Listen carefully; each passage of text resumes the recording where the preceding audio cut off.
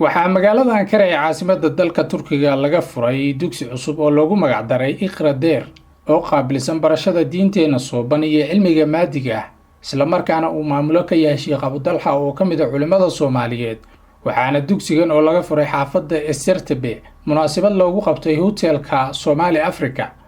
waxaa si wada jira halkaas uga hadlay maamulaha dugsiga Iqra Deer Sheekh Abdullah Maxamed Colaad oo qaabilsan waxbarashada maadiga ah iyo jaamac oo u hadlayay xarunta bulsho oo dadka Soomaaliyeed ee xaafadaasi ku dhaqan u qaban doonta adeegyada ay u baahan yihiin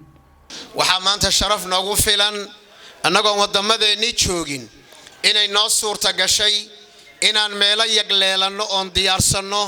aan ku ilaalino dhaqankeena aan ku ilaashano diinteena aan ku ilaashano da'yarteena oo aan iskugu imaano taasi sharaf weyn iyo aad bay sharaf weyn noogu tahay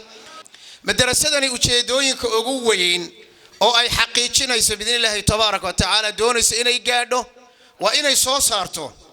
jiil waxtar ah jiil maskaxdiisa ka shaqaysiya jiil wax u tara ummadooda shacabkooda ayagu wax isu tara waalidkoodna wax u tara dalkoodii wax u tara diin iyo adduunyo intaba jamciya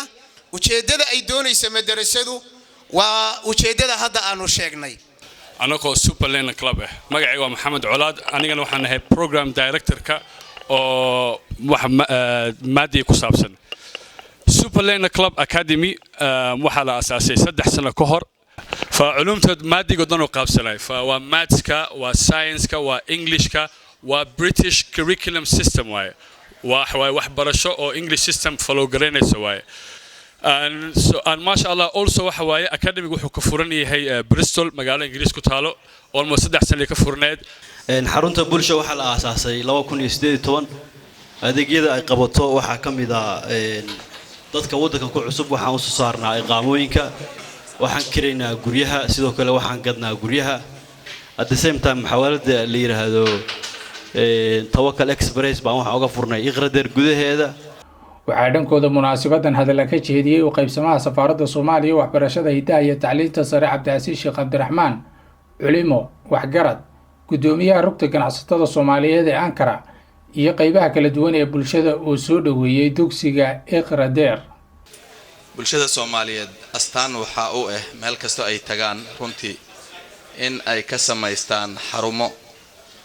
xarumahaas oo diintooda iyo dhaqankooda iyo tacliintooda intaba maaragtay ay kula tacaalaan ay ku dadaalaan magaalada Ankara runtii dugsiyada way soo bateen waa mahad Ilaahay dadweynaha kullama uu soo batana adeegyada waa un soo badan hayeen adeegyada bulshada walaalkay jaamac uu ka dhawaajiyay iyo madaaristan iyo waxyaalaha badan ee runtii dhaqdhaqaaqyada intaba hal shay baan ku boorinaynaa bulshada inay sharciga waafajiyaan aad bay muhiim u tahay dhaqankaaga waa cinwaanka adiga aad wadata ayaa dhaqankaaga ah marka haddii mar la soo kordhiyay madrasad yani diintii lagu baranayo axaadiistii lagu baranayo cilmigii maadiga lagu baranayo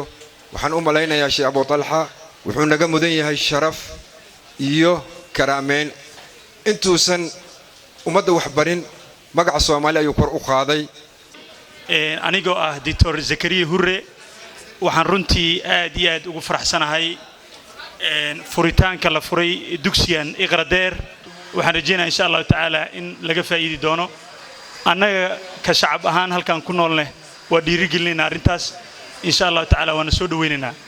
Ahmed Abdulqaadir Ismaaciil Ahmed Darwish magaalada Ankara